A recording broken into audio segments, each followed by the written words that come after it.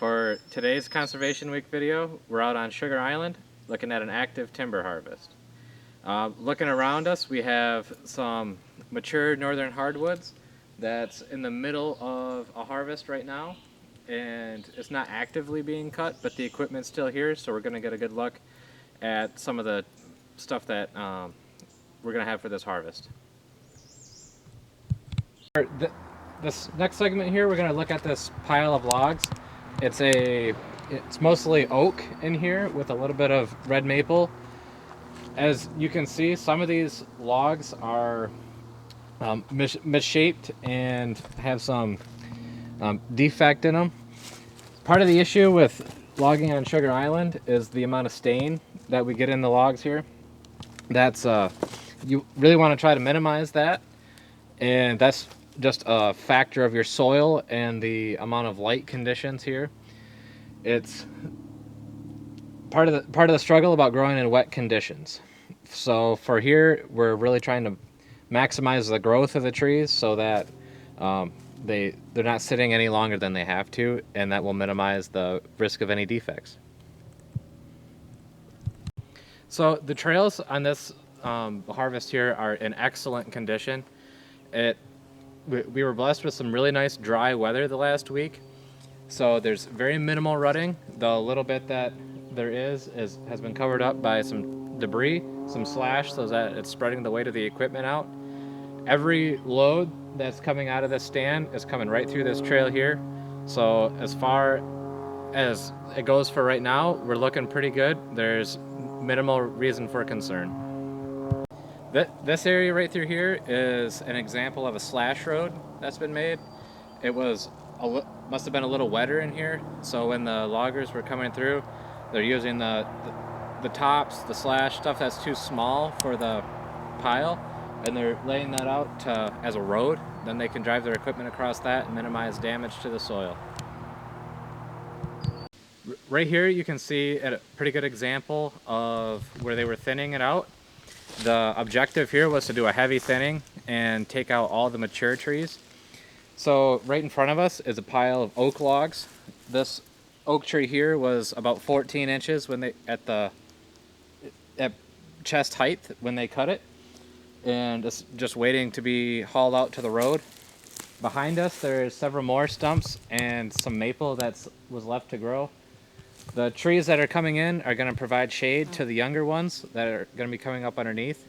The large amount of light that this is going to cause is going to cause a very large boom in the amount of young maple trees, as well as yellow birch and probably some oak as well. The idea here is that we get enough light in here to open the stand and provide a fresh batch of trees as a new crop. This is the machine that they're using to harvest out here. It's called a processor. The engine unit on it, it's based off of a excavator style frame.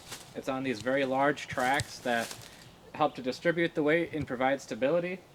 The operator station up there can rotate a full 360 degrees, and this boom can help to reach out into the brush and into the trees to reach further in to grab trees and then pull them out. All this works on hydraulics. Recently this machine here suffered a breakdown, and that's why it's not in operation right now. This is the head of the machine here. This is what does all the cutting. These pieces up here reach out and grab the tree to provide security and pull it into these wheels here. The wheels act to hold the tree from side to side and also run it through the machine. This will reach out on the boom, grab the tree. This part down here on the bottom is a big chainsaw blade, and it'll cut through a tree that's up to 20 inches in diameter. And once it's severed from the stump, these run the log through the unit here, and then cuts it into the log sections based on the operator's desire. This right here is the first part of the stand. This is the area that they cut first.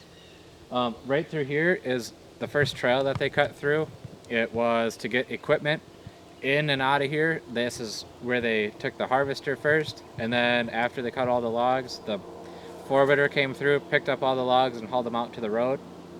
This area right over here is the finished product. That's the thin stand. They're not going to take any more from that. You can see how they piled up all the tops in there, and some of it they ran over and pushed down, but those are going to stay there and provide cover and break down into the soil to provide nutrients for the stand in the future. This side over here, it's what we call a filter strip or a buffer strip. It provides some cover from the road, so everybody that drives by, unless you're looking for it, you're going to have a real hard time noticing that anybody was in here. It's not very wide, but it's thick along here, and it provides a visual breakup for the rest of the stand, and that way it's you're not having as many complaints or people coming in here wondering what you're doing. Gives the rest of the stand a very quality look, and to let people know that it was thinned properly. This area behind me is an example of the stand before a harvest. This area here hasn't been thinned yet. As you can see, it's quite thick in there. The mature trees have closed in the canopy and have prevented light from reaching the forest floor. The growth is pretty slow in here right now, so within the next few weeks they're going to come through and remove the mature trees out of here so that some of the younger ones can be recruited into the overstory, forming the next class of trees. Over here in front of us we have the thin stand, just as a contrasting image. It's a pretty big change with the amount of light that's reaching the floor. That's what we're going for, is more light to the floor for more plants.